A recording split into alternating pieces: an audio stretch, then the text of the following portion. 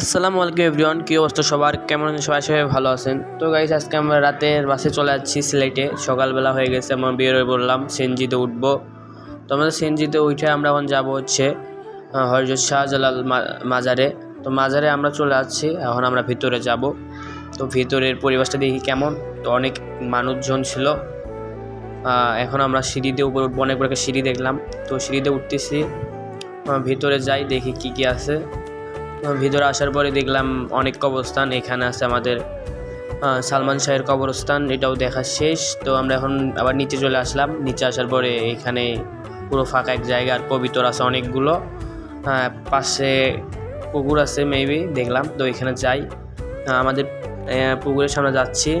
আমাদের সাথে আমার আম্মু আছে, আর বাবা আছে, সবাই আছে। তো আমরা পুকুরের সামনে আসার পর আমরা বের হয়ে বললাম একদম। এখন আমরা আবার একটা সিএনজি রিজার্ভ করবো। তো এখন এখান থেকে যাবো জাফলং। তো জাফলং যাওয়ার পথে অনেক কিছু দেখাবো। তো আমরা যাই একটু সিএনজি রিজার্ভ নিই।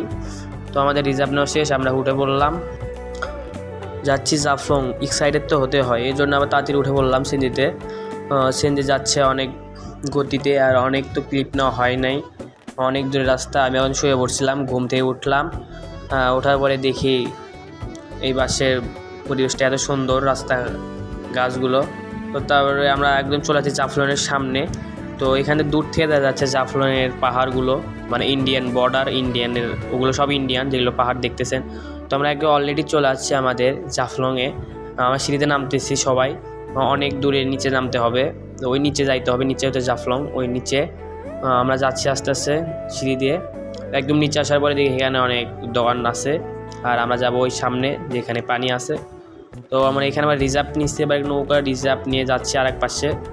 তো আমাদের নৌকাতে আমরা উঠে পড়ছি, পা ভেজাচ্ছি। তো এখন আমরা যাচ্ছি এখান থেকে, আর সামনে আর এক নৌকাতে উঠবো। দুইটা নৌকা পার হতে হবে, এইটা 1 নাম্বার নৌকা, এটা তো আমরা যাচ্ছি। তো এখান থেকে একটু হেঁটে এসে আবার অন্য এক নৌকাতে উঠবো। তো এইটা আর একটা নৌকা, 2 নাম্বার নৌকাতে উঠে যাচ্ছি আমরা। তো আমি দাঁড়িয়ে আছি, অনেক রোদ। আর গাইজ দেখেন, একদম সামনের পাহাড়গুলো দেখেন কত সুন্দর, মন জুড়ে যাচ্ছে এগুলো দেখেই। শান্তি আর শান্তি, কি আর বলবো, এটা বলার মতো আর ভাষা নাই। আর নিচে যে পাথর, হাঁটতে যে কষ্ট হয় সেটা আমি জানি। আমি যেভাবে হাঁটছি আমি জানি কেমন হয়েছে আমার হাঁটার সময়। তো আমি এখন ওই উপরে যাচ্ছি, উপর থেকে আমাদের একটা অটো আছে, এই অটোটা চড়ে আমরা আবার ঘুরবো 3.5 কিলো রাস্তা।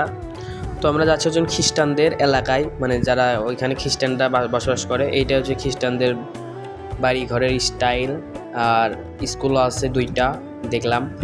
আর রাস্তাগুলো অনেক সুন্দর, তারা মাঠে খেলাধুলো করতে, এটা তাদের মাঠ দেখলাম। অনেকে খেলাধুলো করতেছে, ফুটবল খেলতেছে।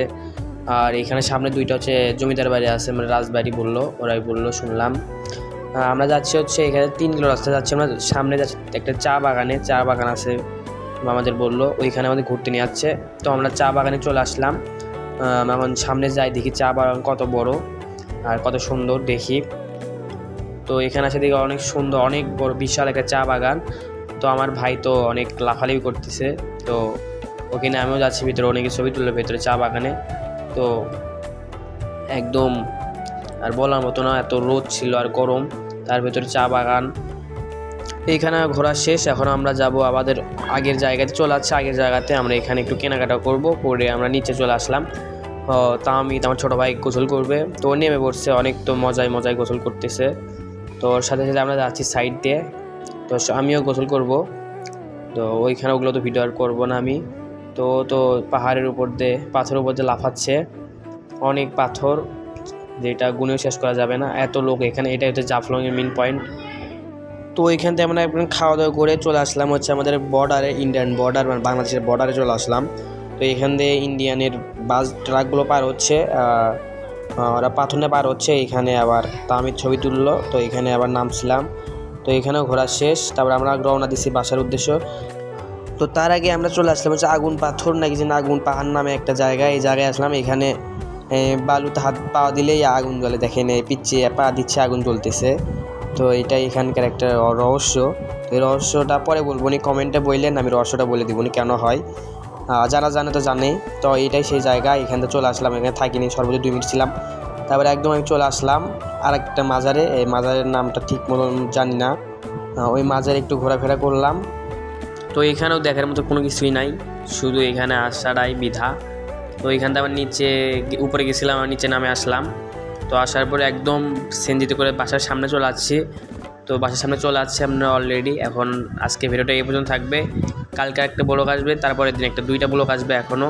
তো সবাই সুস্থ থাকবেন, ভালো থাকবেন, আল্লাহ হাফেজ।